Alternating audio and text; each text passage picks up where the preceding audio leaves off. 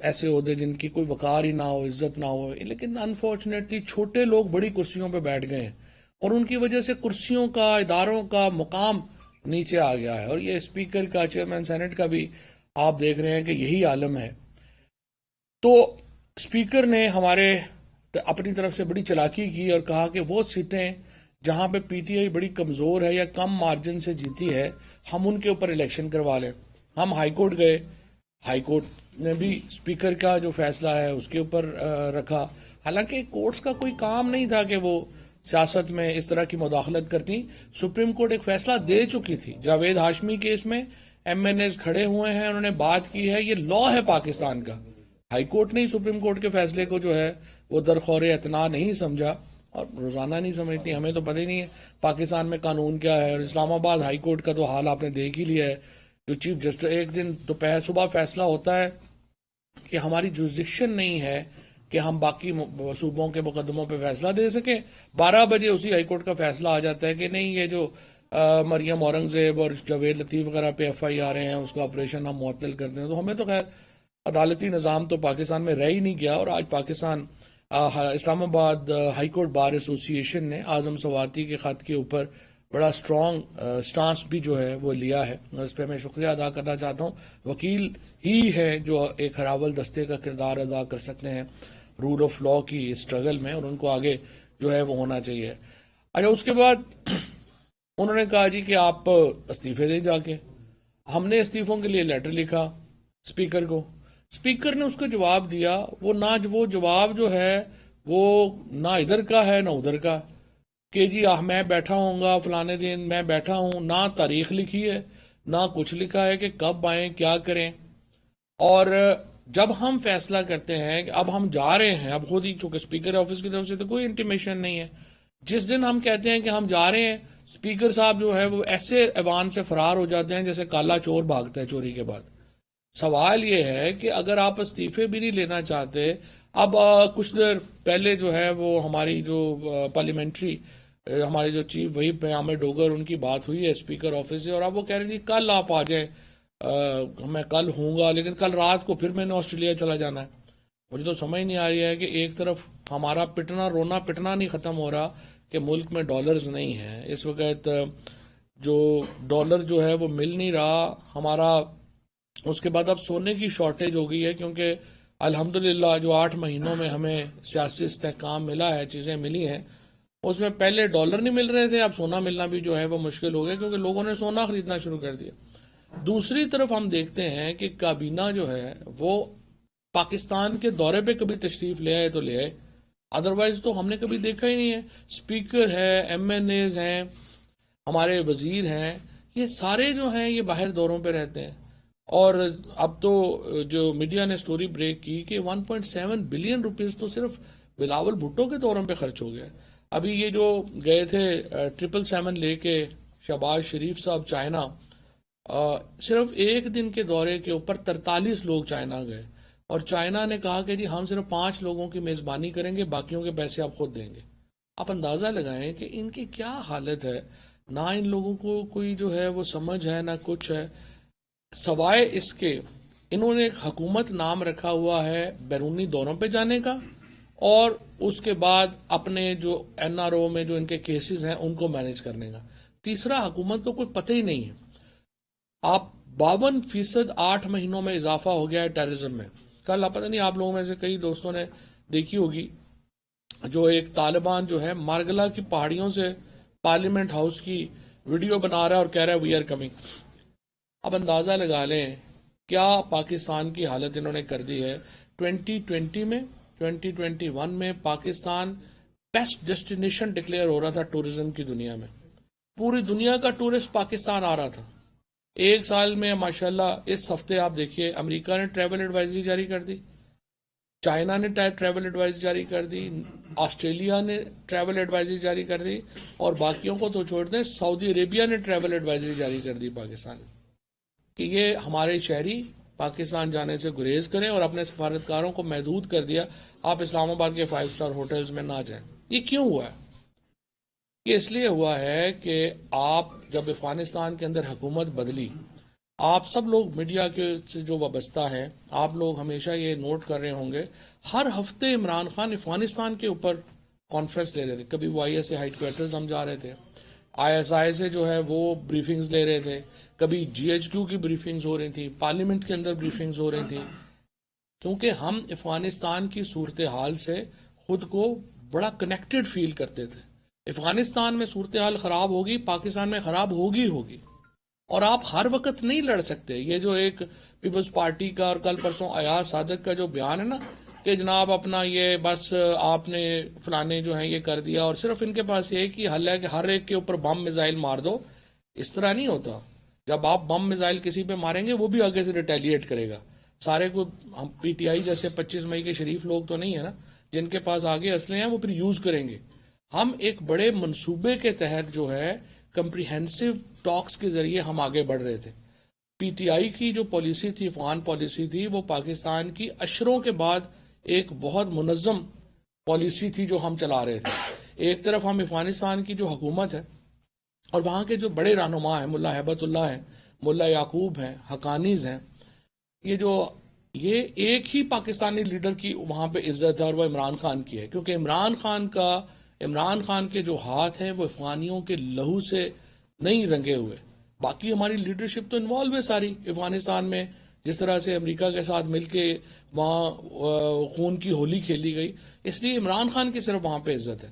ہم یہ کہہ رہے تھے کہ جناب یہ جو پاکستان میں ہم نے فینسنگ کر دی، بارڈر کنٹرول امپروو کر دیے، ہم بارڈر مارکیٹس کھول رہے تھے، کیونکہ افغانستان پاکستان میں بہت بڑی آبادی ہے. چمن میں آپ دیکھیں، کہیں خیبر میں آپ دیکھیں، بہت بڑی آبادی ہے جس کا ایک دوسرے کے اوپر انحصار ہے. ہم کہہ رہے تھے اس کو ریگولیٹ کریں. ہم بارڈر مارکیٹس کھول رہے تھے، سارے کا سارا کام 8 مہینے سے جو ہے وہ ختم ہو گیا. اس کے بعد بلاول بھٹو صاحب واشنگٹن سے پہلے جو ہے وہ یہاں سے جہاز لیتے ہیں، واشنگٹن پہنچ دیتے ہیں. کبھی انہوں نے کابل کے اوپر، ان کو تو پتہ ہی نہیں ہے کہ کابل میں افغانستان کی صورتحال کیا ہے، ٹی ٹی پی کا مسئلہ کیا ہے. ٹی ٹی پی میں یہ جو 40-50 ہزار پاکستانی ہے جو انٹرنل ڈسپلیس ہوا ہے افغانستان کے اندر، آپ نے ان کو کوئی سلوشن دینا ہے، ان کو سیٹل کرنا ہے. اس کے بجائے حکومت نے کیا کیا ہے کہ مرڈ ایریاز کے جو سارا پیسہ ہے وہ روک لیا. آپ نے فاٹا کو مرج کر لیا ہے، وہاں 1 روپیہ آپ نہیں دے رہے. اور خیبر پختونخوا کی جو پولیس سیٹ اپ بنانے کے لیے، سی ٹی ڈی کے لیے آپ نے 1 روپیہ وہاں پہ جو ہے وہ آپ اس کی حکومت کو نہیں دے رہے. لہٰذا اس کے نتیجے میں ایک طرف آپ نے جو روایتی سسٹم وہاں پہ چل رہا تھا ٹرائبل ایریاز میں، آپ نے اس کو ختم کر دیا اور آپ نے اس کو آلٹرنیٹ دیا نہیں. اب وہاں پہ ساری دوبارہ جو ہے وہ مصیبت شروع ہو گئی ہے. آبادی کو سیٹل کرنا ہوتا ہے، صرف بم مارنے سے جو ہے وہ مسئلے حل نہیں ہوتے. آپ نے آلٹرنیٹ طریقے بنانے ہوتے ہیں، آپ نے بات چیت کرنی ہوتی ہے، جو پاپولیشن کے جائز مسائل ہیں ان کو سن کے حل کرنا ہوتا ہے. یہ حکومتوں کا کام ہوتا ہے. اب آپ مجھے بتائیے، ایک دن کبھی آپ نے سنا ہو کہ شہباز شریف نے کیبنٹ کی کوئی افغانستان کے اوپر کوئی بریفنگ لی ہو، کوئی مرڈ ایریاز کے اوپر کوئی بریفنگ لی ہو؟ آپ نے ایک دن کبھی سنا ہو کہ حکومت کے وزراء جو ہے، انٹیریئر منسٹر جو ہے، سوائے فیصلہ آباد میں جانے کے اور یہ حکومت آگے پیچھے کر لو، بڑکیں مارنے کے، عورتوں اور بچوں کے اوپر تشدد کرنے کے علاوہ، کبھی آپ نے سنا ہو کہ انٹیریئر منسٹر وانا گیا ہے؟ کبھی آپ نے سنا ہو کہ انٹیریئر منسٹر جو ہے وہ مرڈ ایریاز میں گیا ہے، لوگوں سے ملا ہے، ان کی بات چیت سنی ہے، ان کے مسائل کا ادراک کیا ہے کہ کیا مسئلہ ہے؟ پرواہ نہیں. ہماری حکومت جو ہے، یہ جو اس وقت ایک سمجھیے کہ جوکرز کا ایک ٹولہ ہمارے سر پہ مسلط کیا گیا رجیم چینج آپریشن کے نتیجے میں، اور اسٹیبلشمنٹ کو اپنی غلطی ماننی چاہیے. اسٹیبلشمنٹ کو اپنی غلطی ماننی چاہیے. غلط کیا انہوں نے. ایک اچھی خاصی اسٹیبل حکومت چل رہی تھی، اور یہ جو ایک بیرونی دباؤ کے اوپر جس طریقے سے پاکستان میں تبدیلی لائی گئی، اس کے نتیجے میں پاکستان کی سیاسی، سماجی اور معاشی جو فیبرک ہے وہ تباہ و برباد ہو گئی.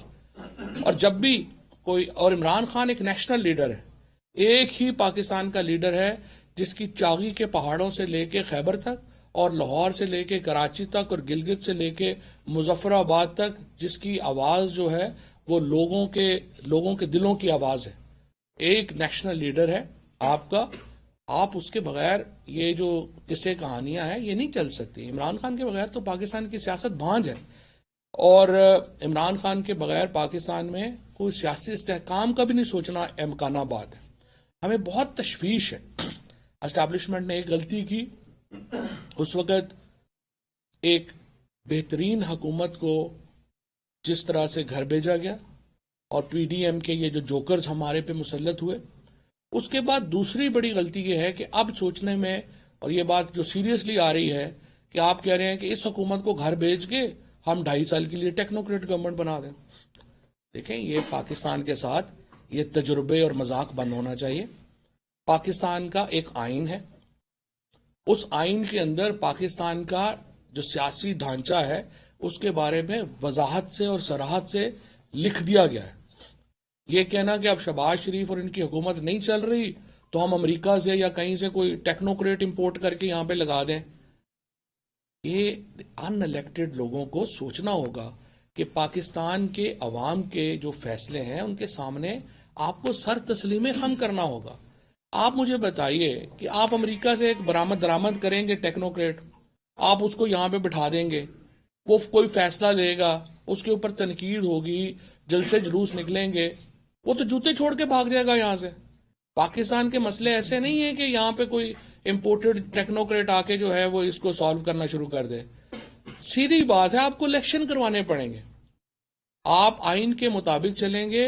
آج آپ جو ہے وہ اس کے پیچھے سے، اس حکومت کے پیچھے سے جو ایک اس وقت صورتحال ہے وہ آپ ہٹ جائیں گے، یہ حکومت گر جائے گی. ملک نے اور آئین میں اس کا حل دیا گیا ہے کہ جب حکومت ہٹے گی تو کیا ہوگا، ملک ہٹے گی تو حکومت کہہ رہی یہ تو اسلام آباد کے الیکشن میں جانے کو تیار نہیں ہے، یہ تو کراچی حیدرآباد کے الیکشنوں میں جانے کو تیار نہیں ہے، کیونکہ ان کا تو حشر نشر ہو گیا ہے، یہ تو باہر نکلنے کے قابل نہیں رہ گئے. لہٰذا کوشش ان کی بھی یہ ہے کہ ملک میں غیر آئینی سیٹ اپ بن جائے اور وہ سیٹ اپ جو ہے وہ ملک کو چلائے.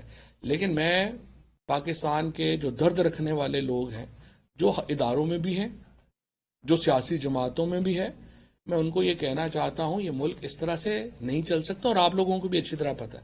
لہٰذا اہم بات یہ ہے کہ پاکستان میں جو فیصلہ کرنے والے لوگ ہیں وہ اس کے اوپر مزید تجربے کرنا بند کر دیں. پاکستان کو آئین کے دھارے میں واپس لایا جانا ضروری ہے. پاکستان کی معیشت جو ہے وہ مکمل تباہ ہو رہی ہے، ہماری سیاست جو ہے وہ مکمل تباہ ہو چکی ہے، اور اب سماجی طور کے اوپر جو ہے وہ بھی ہم ایک بڑے کرائسس کا شکار ہیں. اور ان کا واحد حل یہ ہے، معاشی بحران پاکستان کے سیاسی بحران کی وجہ سے اس نے جنم لیا ہے. یہ نہیں ہوا کہ معاشی بحران پہلے آیا ہے اور پھر سیاسی بحران آیا ہے جیسے سری لنکا میں ہوا. ہمارے ہاں آج جو معاشی بحران ہے وہ اس لیے پیدا ہوا کہ آپ نے خواہ مخواہ ایک آدھ ایکسٹینشن وغیرہ کے چکر میں، ایک آدھ نوکری کے چکر میں پورے ملک کا بھٹا بٹھا دیا، اور آپ نے یہ جو ہو گیا آپ نے تجربہ جو ہے وہ کر دیا. تجربوں کے ہم مزید متحمل نہیں ہو سکتے. ٹیکنوکریٹک گورنمنٹ کا ہم بھرپور مزاحمت کریں گے، ہم آئین سے باہر جانے کی بھرپور مزاحمت کریں گے. کسی طور کے اوپر ہمیں آئین سے ماورا سسٹم جو ہے وہ منظور نہیں ہے. سیاسی جماعتوں کو بھی اس کے اوپر غور کرنا چاہیے. یہ جو اس وقت یہ حکومت بھاگ رہی ہے الیکشنوں سے، الیکشن آپ کو کروانے پڑنے ہیں، اس کے علاوہ کوئی حل نہیں ہے. اس لیے میں یہ سمجھتا ہوں کہ جلد از جلد آئین کے اندر واپس آنا ضروری ہے. Thank you. صاحب بتائیے گا، آپ نے اپنی گفتگو میں کہا کہ پاکستانی جو لیڈرز ہیں ان کے ہاتھ افغانستان میں خون سے رنگے خون کی ہولی کھیلی ہے، تو کیا آپ جو ایک نیریٹو ہے کہ افغانستان میں جو کچھ ہو رہا ہے اس میں پاکستان کا ہاتھ ہے، کیا آپ اس کی حمایت کر رہے ہیں؟ دوسرا سوال میرا یہ ہے کہ آج ہم سوال نے بھی انکار کر دیا ہے کہ میں نے اداروں کے خلاف، اسپیشل طور پر بھاجپا کے خلاف ٹویٹ نہیں کیے. آپ بھی جو ہے استعفے کے معاملے پر بار بار یوٹرن لے چکے ہیں. کیا جو انقلاب آپ لا رہے تھے وہ انقلاب پانی میں بہہ گیا؟ مجھے نہیں سمجھ آیا دوسرا سوال کیسے پانی میں بہ گیا. یعنی سعودی صاحب نے بھی جو ہے، یعنی اگر انہوں نے کہا کہ یہ ٹویٹس جو ہیں نہیں کیا تو انقلاب پانی میں بہ گیا. جو آپ نے کہا کہ اراکین جائیں گے، استعفے دیں گے، وہ بھی نہیں جا رہے. اب وقت بھی آج وہ ویٹ کرتے ہیں اسپیکر کے لیے، آج بھی نہیں گئے آپ لوگ. صحیح بات ہے. پھر میرے خیال آپ نے پریس کانفرنس میری سنی نہیں، میں نے اس کا جواب پہلے حصے میں بڑا تفصیل پی ٹی آئی کی قیادت خاص طور پہ عمران خان صاحب مارچ اپریل میں انتخابات کا دیا دے رہے ہیں. ان فیصلہ سازوں کی جن کا بھی آپ نے ذکر بھی کیا، کیا ان کے ساتھ بیک چینل پہ کوئی بات چیت ہو رہی ہے؟ پہلے معطل ہو گئی تھی، اب دوبارہ بحال ہو گئی ہے؟ بات چیت نہیں ہو رہی ہے، کسی قسم کی بات چیت نہیں ہوئی ہے. پریزیڈنٹ عارف الوی صاحب جو ہیں وہ یقیناً اس کے اوپر ان ٹچ ہیں، انہوں نے بات چیت